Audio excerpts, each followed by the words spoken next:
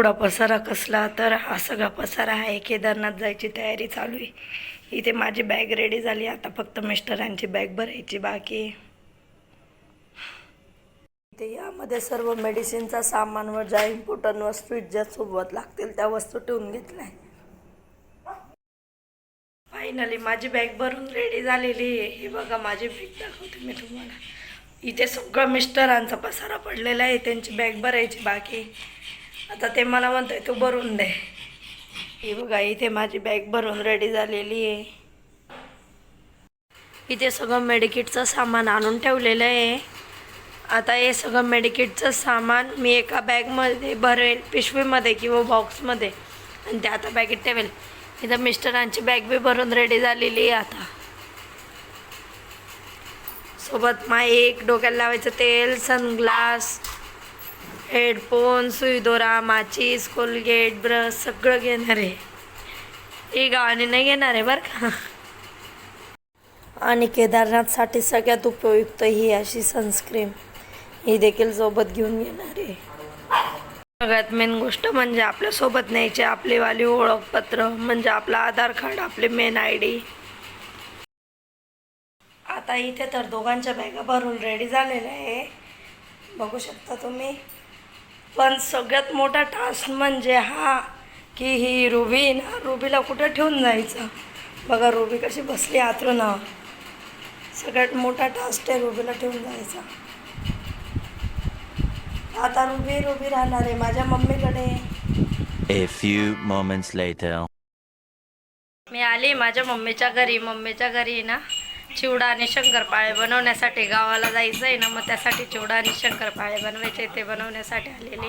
इथे चिवड्यासाठी मुरमुरे काढून घेतलेले, मुरमुऱ्याची राखण करायला यश बसलेला आहे इथे. यश यश इकडे ना. आता मम्मी शंकरपाळे बनवून घेते. हे काही माझ्यासाठी व काही मम्मीसाठी घरासाठी बनवते, नाही तर तुम्हाला वाटेल एवढे शंकरपाळे घेऊन जाते. हे गोड शंकरपाळे, अजून खारे शंकरपाळे बनवायचे बाकी. ही माझी मम्मी.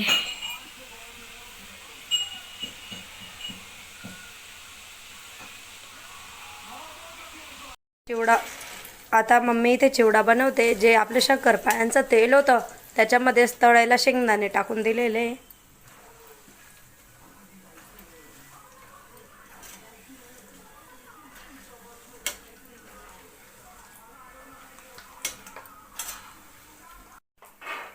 इथे आता आपले शेंगदाणे कुरकुरीत असे तळून झाले, ते शेंगदाणे मम्मी काढून घेते.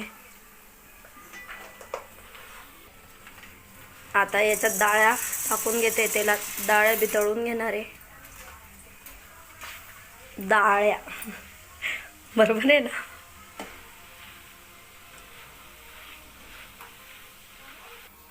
आता मम्मी इथे तेलामध्ये खोबरं टाकून घेते. इथे आपलं हे खोबरं असं लालसर तळून झालेलं आहे, ते आता मम्मी काढून घेणार आहे.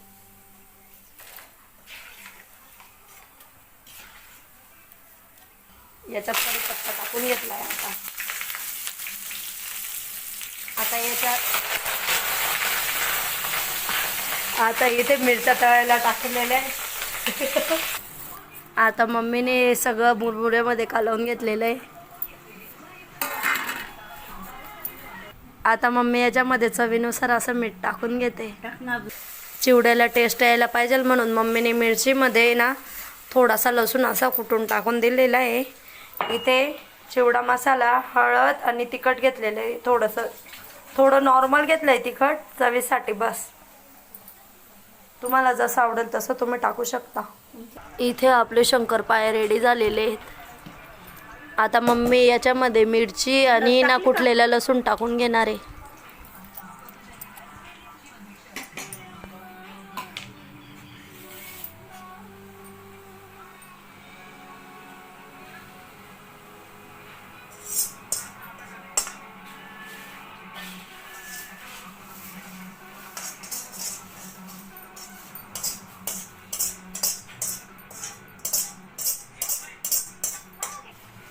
आता हे सर्व मिश्रण मस्त एकजीव करून घ्यायचं.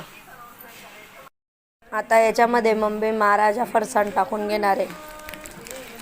नमकीन चिवडा आणलाय मी खट्टा मिठा.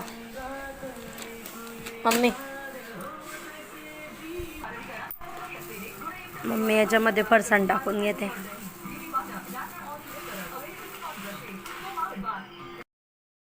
आता इथे मम्मीकडून मेहंदी लावून घेते. इकडे आलेली इथे आम्ही आता आहे ना खारी शंकरपाळे बनवून घेतोय. म्हणजे शंकरपाळे असे बिस्किटांच्या प्रकारे बनवतोय.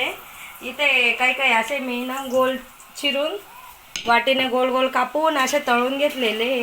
हे बघा इथे असे शंकरपाळे बनवलेले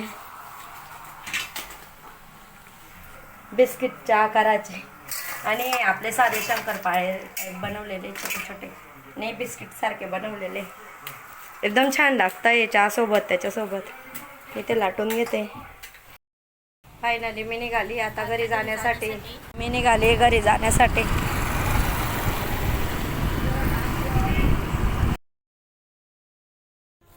जो काही थोडासा बाजार घ्यायचा राहिला होता तो घेण्यासाठी आम्ही गेलो आमच्या घराजवळ डीमार्टमध्ये.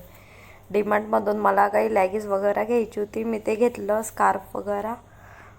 आणि मिस्टरांसाठी नाईट पॅन्ट वगैरे बघितलं. आणि मग खाली आलो, थोडंसं चाऊमिनच्या वस्तू घेतल्या. काही आपलं असंच बडीशोप वगैरे, चॉकलेट, एमएस्टिक वगैरे. ते इथे व्हिडिओ काढायला परमिशन नव्हती पण तरी मिस्टरांनी काढलाय आता चोरून सण. इथे बिल करून घेतलं आणि मग त्यानंतर निघालो आम्ही घरी जाण्यासाठी. इथं आहे ना मी अशा प्रकारे पोटली बनवून घेते. हे बघा, हे काय लोंग म्हणतात वाटतं, लोंगा, ओवा आणि भीमसेन कापूर. कारण ना केदारनाथला वरती गेल्यावर ऑक्सिजन घ्यायला आहे ना खूप त्रास होतो बो. तर त्याच्यासाठी ना ऑक्सिजनसाठी हे तिघं गोष्टी खूप आवश्यक आहे असं सांगतात. आता जे लोक गेलेले आहेत अगोदर त्यांनी आम्हाला सांगितलेलं आहे. असे बरेचसे जणांनी. तर त्याच्यासाठी आम्ही यूट्यूबला व्हिडिओ बी बघितले भरपूर लोकांचे. तर त्याच्यासाठी मी इथे अशा प्रकारे पोटल्या बनवून घेते. हे आता बनवून ठेवून गेले बॅगेत. तिथं गेल्यावर आपल्याला वरती गेल्यावर उपयुक्त कामामध्ये येतील हे असं ऑक्सिजनसाठी. बघू आता काय कंडिशन होते तिथं गेल्यावर ऑक्सिजन घ्यायला, काय प्रॉब्लेम येतो काय नाही.